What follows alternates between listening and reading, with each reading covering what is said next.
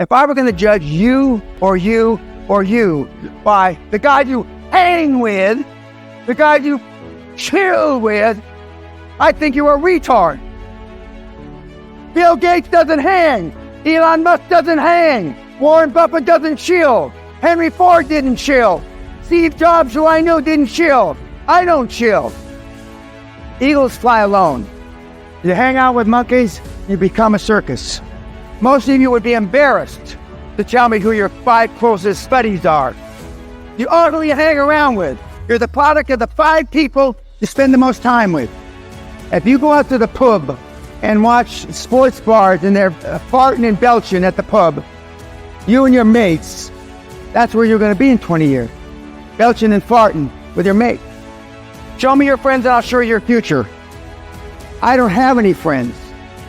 I've got 4 or 5 guys I've known 40, 50 years. We don't hang out. We don't go to the Super Bowl. We don't go to the World Cup. And we certainly don't go for beers watching sports in sports bars. We don't have time. Time is money. We can get money back, but we can't get time back. You're running out of runway. I've never seen a part-time high-performance person. Never. You equate making a lot of money with being high performance. That's not true. High performance is a way of life. It's not just making $1 million a year or $10 million a year. You know so little about high performance. High performance is how you treat your family, how you treat your kids, how you treat yourself, who you make accountable, how you keep yourself accountable. One of the things I start saying today is defaults. The reason why all these big-time high performers come back to the seminar again and again is because defaults are mother. It's very lonely out there when you're the only one on the battlefield. The movie 300, when those guys get chewed up by the Persians, and then they kill the king Leonidas. But you're Leonidas, you don't have those 300 guys behind you. It's just you. Nobody's going to be there to help you. But that's not an excuse. It can't be an excuse because as a high-performance person, it is lonely at the top. When you're the founder, the chairman, and or the CEO, or one of those titles, and you've taken one of these ideas, it will still be lonely. Self-esteem is the basis of all high performance. Self-esteem is built the first 7 years of life. You either have it or you don't. So what happens after you're 7? What the happened? Who are you around the first 7 years of life? Mommy, mostly. Sometimes daddy. Sometimes an older brother or a sister. And maybe a grandparent, right? What the hell do they know about building self-esteem? They don't know anything. If you want to build self-esteem, deal with people that have high self-esteem. You only have 2 times to make a first impression, right? 1, the way you look. And number 2, when you open your big mouth. So you can tear away your looks and your dress and you look professional and you open your mouth and you say something stupid. Self-esteem is what you really feel about yourself. Self-confidence is what you show others. Self-belief. Well, self-belief, these are all intertwined. Okay, if you really have self-belief, you have self-confidence and you have self-esteem. The self-belief is what it's all about. The world has become sophisticated. Political correctness swayed. Now I'm here to tell you, in my humble opinion, there's nothing humble about me, that political correctness is a manifestation of a lack of self-esteem. The world doesn't think much of itself, the people within the world, and that's why Gallup poll said in 2017 that 87% of the people on the planet are unhappy. I think it's higher than 87. With all the modern technology we have, and that's what everybody around doing is, they're still unhappy. 87%. What does that say about the 200,000 years that more or less we've been on this earth as humans? Not much. We're past it. 99.9% or 7.5 billion people that are on the planet today are pleasers. You want to be liked. You don't want people to say bad things about you. People commit suicide because you're unliked, etc. on Facebook. If you want to be liked in life, you're going to have a hard time.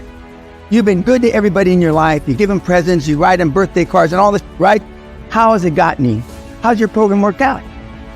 It hasn't. You're still dirt poor. Or close to it. I've done none of the above. You're pleasers. Henry Ford, the first to pleaser, no. Elon Musk, no. Bill Gates, no. Warren Buffett, and I can go down the list.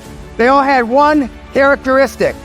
They didn't care what you thought of them. You care about what people say about you. You care about what people think about you.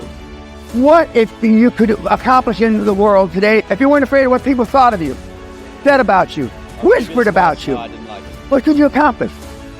A lot more than you've accomplished today. A lot more. Life expands and contracts with courage. When was the last courage type of thing that you did in your lifetime? When was the last time you exhibited some courage?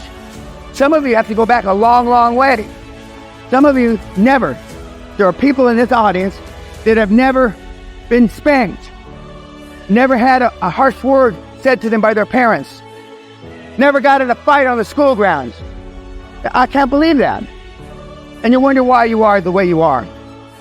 Now, I'm not saying that being a high-performance person is beating out everybody, but it doesn't hurt. You're afraid.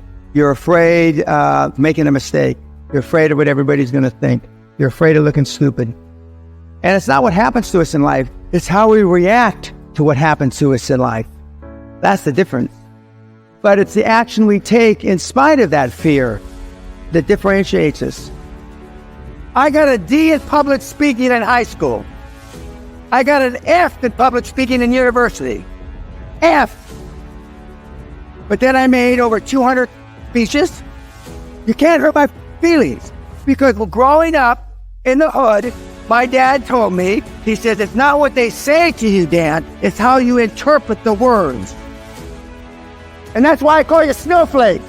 What's a snowflake? A snowflake is a kid, a guy or a gal, mostly guys that melt under pressure.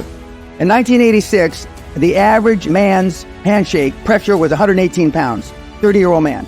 2016, 96 pounds. Testosterone levels in sperm counts tested 50 years ago, and today they're producing 60 to 70% the amount of testosterone levels in sperm counts as they did. We're dying out. Why? My snowflake test.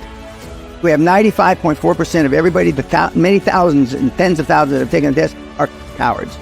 First question on the test, paraphrasing it, what would you do if somebody spit in your wife's face? And the answers range from, well, I tried to ascertain what kind of day he was having. And if he had a bad day, I tried to be understanding. Are you me? I'd be in prison for murder. I would beat the guy to death. Is that what we need today? No, I'm not saying that's me, though.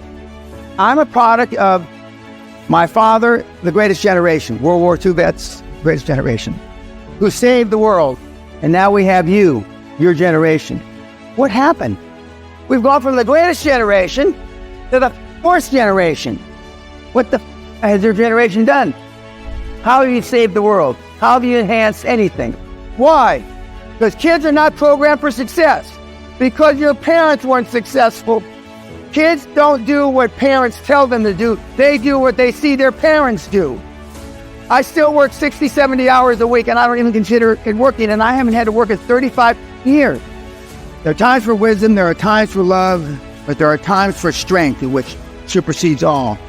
It's easier to build strong children than repair broken men. Most of you have not attained material wealth because you stayed in your comfort zone. Every family has an aunt, an uncle, a grandfather that went out and lost a family fortune, right? Uncle Harry, Crazy Harry, he lost 20,000, 50,000, a million, whatever the number is. Well, that resonates in you, in your blue pea brain. And then you hear another one. Your roommate in college, he's got an Uncle Harry. So pretty soon, the only input that you have is people losing their family fortune. That affects you. You then live within your comfort zone. You don't take risks. A turtle can only move forward when it sticks its head and its feet out. And when it sticks its head and its feet out, it's most vulnerable, right? Biggest risk. Most of you have lived a bubble wrap life. Most of you have been risk averse. People in general, they think that reading a book is taking action. They think listening to a podcast is taking action. They think a video or whatever it is taking action. No! That's procrastination. So you don't have to make a decision. So you don't have to pull the trigger. I mean, there's a big, huge difference. Take action. Just do it.